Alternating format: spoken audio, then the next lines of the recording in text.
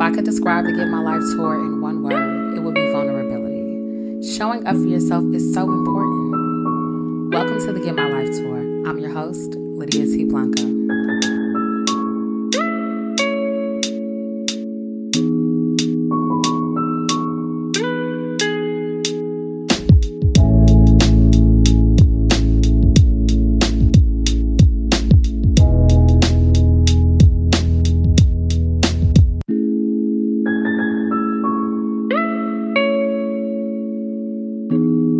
Hey y'all, welcome to the Get My Life tour. It is me, your host, Lydia T. Blanco, and as always, I am so excited that you decided to show up for yourself and take center stage.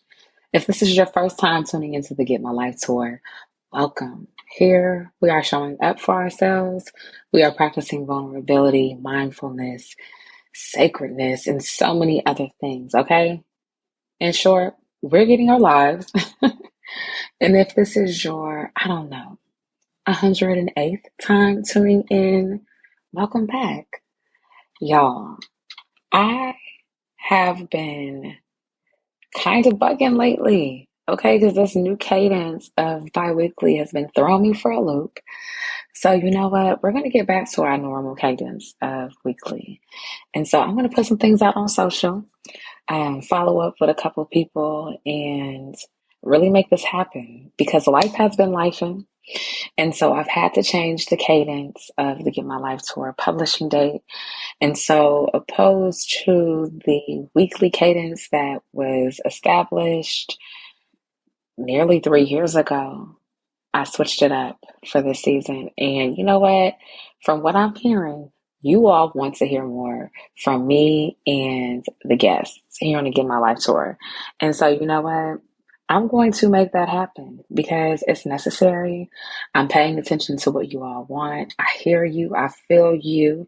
I have been getting my life. You know, in life, we are always on tour, or at least I am.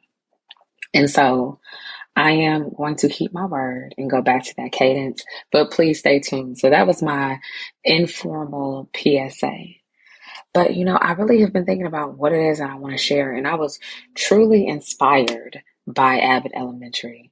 I'm just going to say it right now and put it out into the universe that soon enough, Quinta Brunson will be on the Get My Life tour. I'm just going to put it out there, okay? So if you know her, if you're connected, if you have any established connection and you want to make this happen with me, let's make it happen, okay?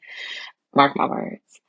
But there was an episode, I don't know if it was the second to last or maybe the 10th or so episode in Abbott Elementary, and Sugar, I cannot remember his name, but the young man who plays Chris and Everybody Hates Chris, who was actually on there. Let me actually get his name so I'm not like calling him Everybody Hates Chris the entire time I'm talking.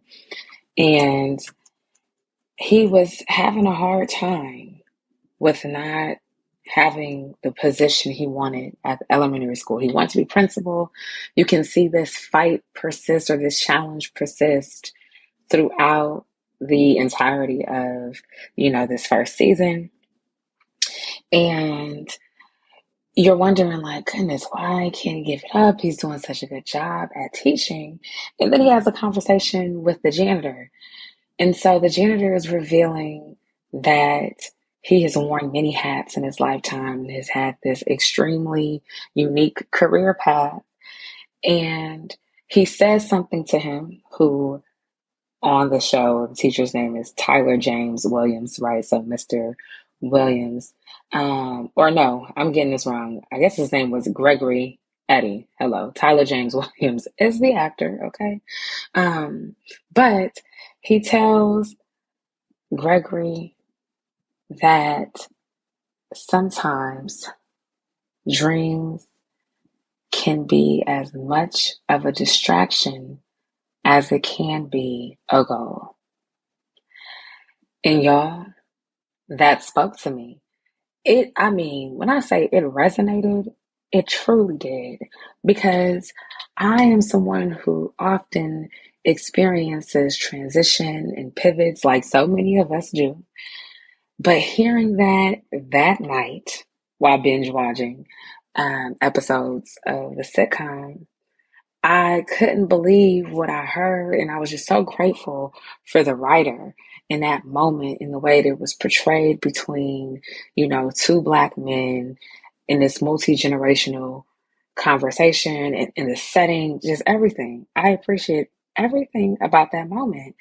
But that word, sometimes a dream can be as much of a distraction as it can be a goal, really check something within me, right? And so I haven't been sharing much about my career journey as of lately because at one point, I decided to leave somewhere I was thriving for more and to really take responsibility for my circumstances as a way to overcome them, right? And then I pivoted into a different industry and I was like, okay, this is what I've wanted. I landed in a really sweet spot. And then, the ebbs and flows, right, of learning something new and what do they call that? The learning curve and all these things. And so I have been in this internal battle, right, of wanting to do more of what I love and remembering what I have done. And for me, it's been a challenge. So, without being ambiguous, I will be completely honest because that's what we do here on the Get My Life Short, right? So, many of you may know, if you've been tuned in, that in June of 2020, I left my job as a traditional reporter and journalist and editor for a well known Black owned media company. I loved my job. I loved being able to show up and do the work and plan, strategize, partner, collaborate, and do all these great things and really be appreciated and known for the work that I was doing. But sometimes push comes to shove, and it did. And I had to, like I said, take responsibility for myself and in order to overcome some of the adversities that I was facing at the time. Fast forward after a year of freelancing, writing for Forbes Women and having clients doing media training and etiquette, speaking and freelancing and having all these clients, I decided, you know what? It's time. I need some health insurance and some other things. And I want to be able to overcome my financial situation, which was created during a certain time period in my life. And so I actually landed in tech. So I began to work at Twitter, which has been a blessing in so many ways to be able to go from a top ranking, Black owned publishing media company to one of the largest tech companies on earth, right? But as you can imagine, there is often a little, that uncertainty and the imposter syndrome became a real thing for me again. And I just had so many questions. I was like, okay, I know I'm satisfied contributing to Forbes. I know that I'm satisfied podcasting, doing the Get My Life Tour, connecting and really being able to have real, honest conversations with people that is really moving so many of us forward in our journeys. And I had this incredible experience in tech, having a really good introduction into the industry with my team and all the things that I'm learning. But a part of me began to grow sorrow because I was not doing the exact thing, the exact way I thought I would be. Y'all, I'm not going to run down accolades, this, that, and the third, because for me, life is not all about career. I honestly I do believe that some people perceive me that way. That's the way they see me.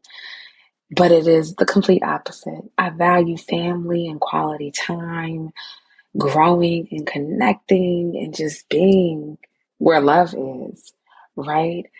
But I also love how I have been called to do what I've been called to do, right? My personal mission as a reporter is to build community through storytelling, right? So I've done that in the form of Sincere Visions, here with the Get My Life tour, at various media publications and online publications, and now in the tech space. But I felt like a part of me was unsatisfied.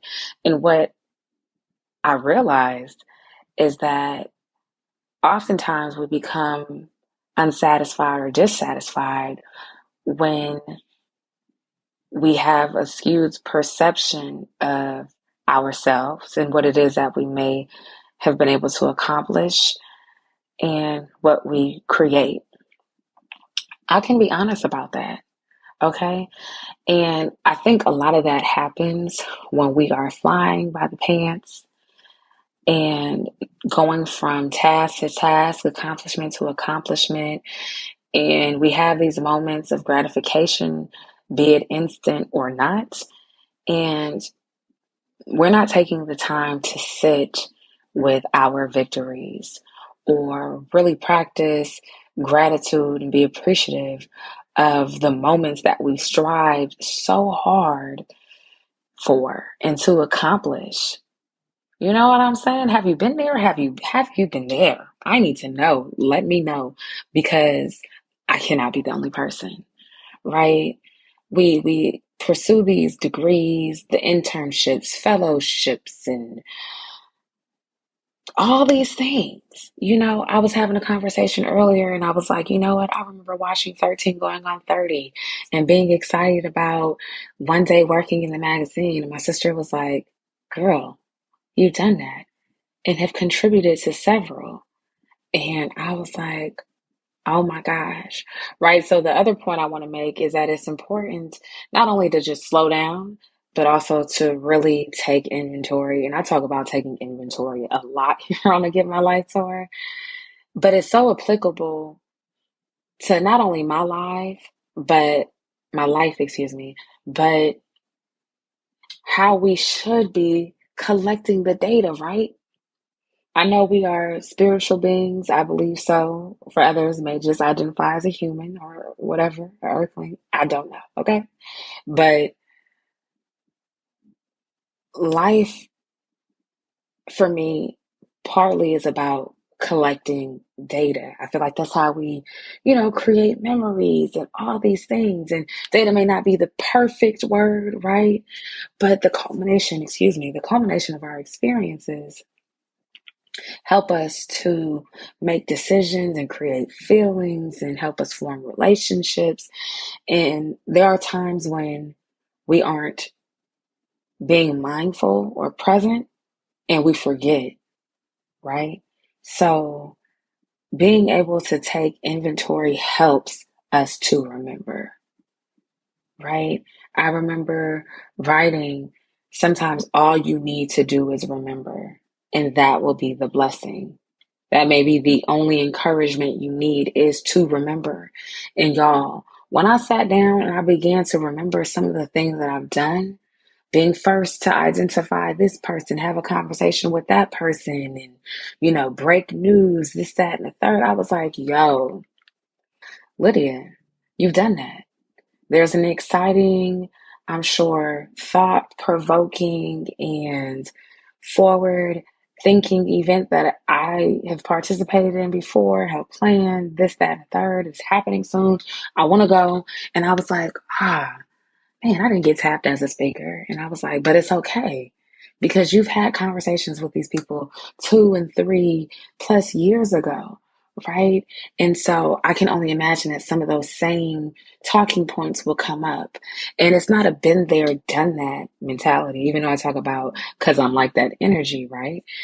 But it's about remembering and being able to create healing around that memory, right? Especially the positive ones, right?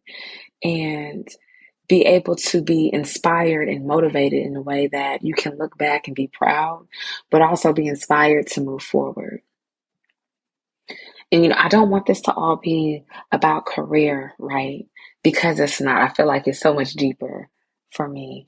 And it's not that my identity is wrapped up in the work and the creativity that I produce, but I know there are some of us who really feel like we have been called to different industries, people, places, and causes, right? Or whatever that thing is that you've been called to.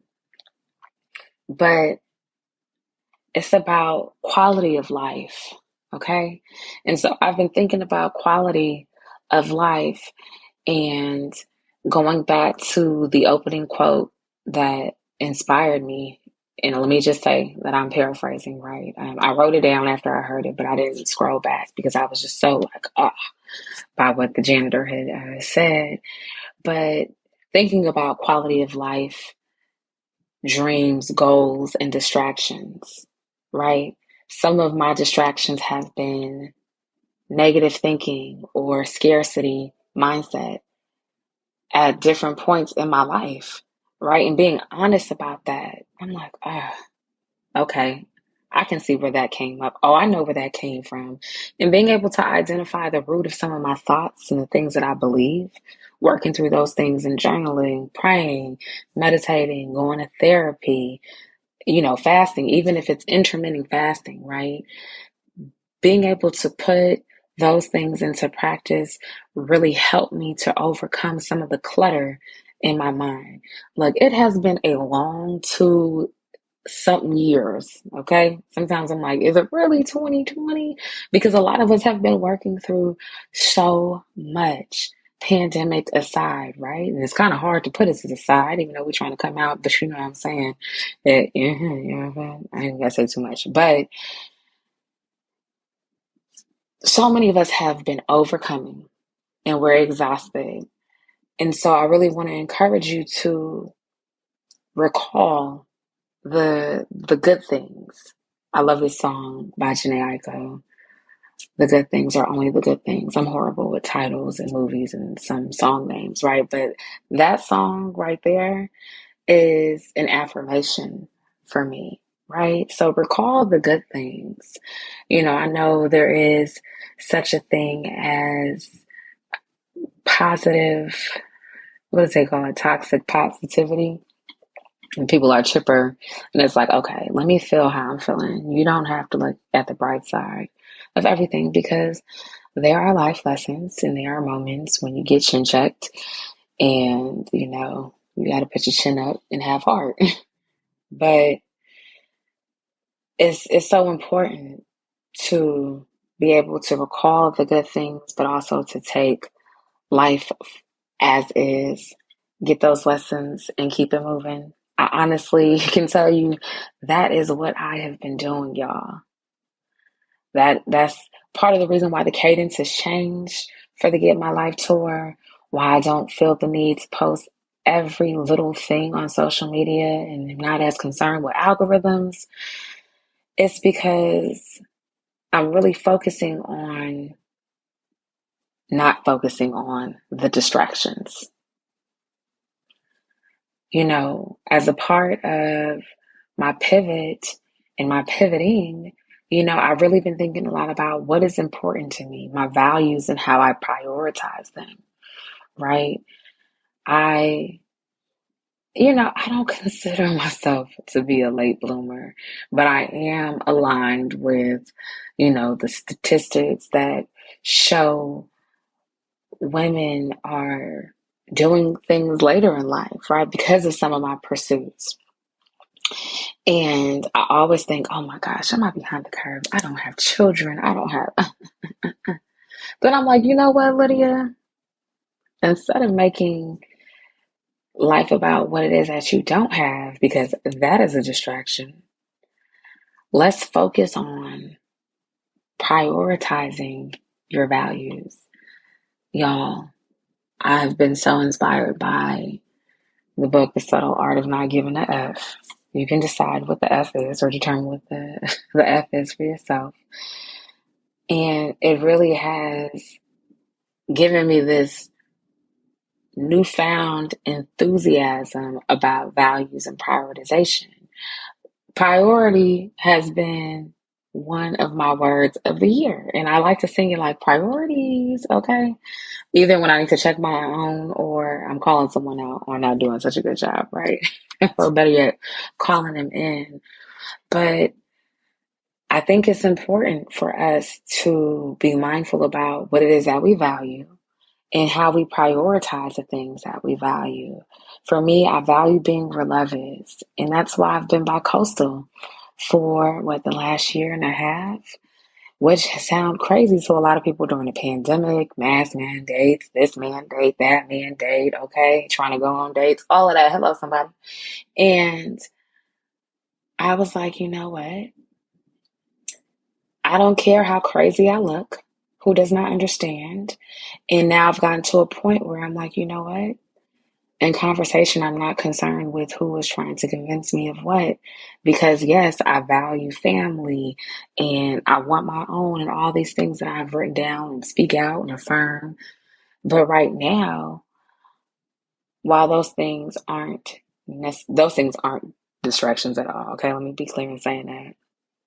I have to prioritize not only myself but what I value, right? And so one of the ways that I do that is by being where I am filled, right? And at times it can feel a little bit draining, with all the travel and the long flights and a little backache here and there.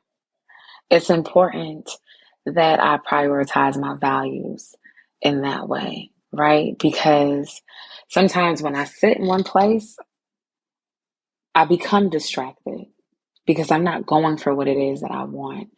And I don't think you always have to be moving in order to go after what it is that you want, because there's so much value and power and stillness. But I'm one who has struggled with analysis paralysis, right? And so I have to keep it moving at times. Y'all, are you still with me? Okay, I'm just checking. I really am excited about this next chapter in life. I have been so ready for elevation.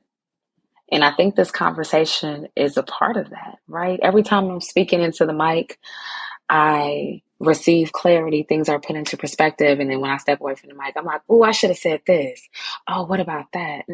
I hope they understood what I was, but elevation is so exciting. And right now I'm getting prepared for it, right? So keeping my morning routine, being mindful of what time zone I'm in, keeping my word, making sure that I'm not overstretching myself. So if I need to reschedule or I can't do something I said that I'd like to do or said that I was going to do, making sure that I communicate that in time, right? Relationally, being pursuant in all the appropriate ways to experience mutuality and reciprocity, be it in friendships, platonically and romantically, making the time for what it is that I say I want more of, okay? Because I have been focused on others for so long, and I'm not having this is my turn, I need to be selfish kind of season. It's really a season of prioritization, right? And I keep saying that because I'm like, I need y'all to know, okay? A lot of us need to get our priorities in check, and our lives will begin to look different, I believe, immediately. But at the end of it all, you know, just doing what I say I'm going to do and practicing grace has been so important. And it is important, right? I think so many of us are in transition. And one of the things I'm always mindful of, especially in moments of uncertainty, is being mindful of what I reach out for, what I lean on, or who I lean on and who I reach out to. Okay? Look, I really hope that some, if not all, I'll be fair, right, of what I shared is helpful. I am practicing and have been, right, just being vulnerable and transparent. And I really hope that that helps someone. I hope it helps you. Yes, you. Because there is so much going on, okay? And sometimes just being honest is all we need to recall, is all we need, right? That memory and being ever present and all the more diligent about experiencing more of what we want to is so critical. You know, I'm thinking about my mic drop moment. I'm like, I need a second because I don't know if I have it just yet.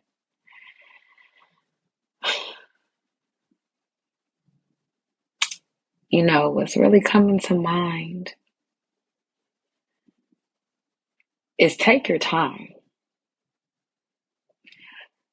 We all have a lot to do, a lot that we want to do. And as you prioritize what it is that you want more of, I encourage you to take your time. I love the quote from the late great Chadwick Boseman, take your time, but don't waste your time. That's coming to me right now. And I really just want to leave you with that. Take your time. Don't look to your left. Don't look to your right. Be mindful of how you are measuring your return and measuring the things in life. Be sure don't measure yourself against anyone else. But take your time, okay? Look, I am so happy about where I'm at. I keep telling myself that I'm in a good position. And I hope that you get to affirm yourself that way as well, no matter where it is that you are. That could have been a mic drop moment too, okay? Well, look, I'm sharing that here. That's a freebie, okay? All of it is free. But seriously, remember that you're in a good position. Remember to take care of yourself. Be kind to yourself and others, okay? And as always, if you want to be connected with me, be sure to, visit thegetmylifetour.com. Stay connected on social platforms at the Get My Life Tour. Talk to me, okay? I'm here. What up? I speak back. If you would like to be connected with me and follow my journalistic work and lifestyle content, do so at Lydia T. Blanco on Instagram, by Lydia T. Blanco on Facebook. You can check out my website, which is my name, lydiatblanco.com. Hit me up. If you have someone who you think would be a great fit, or if that's you, pitch me at join me at thegetmylifetour.com, and be sure to like, subscribe, download, wherever it is that you listen to podcasts, okay? And until then, I will see you right here, center stage, with an incredible guest, okay? On the next stop of the Get My Life Tour. It has been real. I appreciate y'all. Peace. If I could describe the Get My Life Tour in one word, it would be vulnerability. Showing up for yourself is so important. Welcome to the Get My Life Tour. I'm your host, Lydia T. Blanco.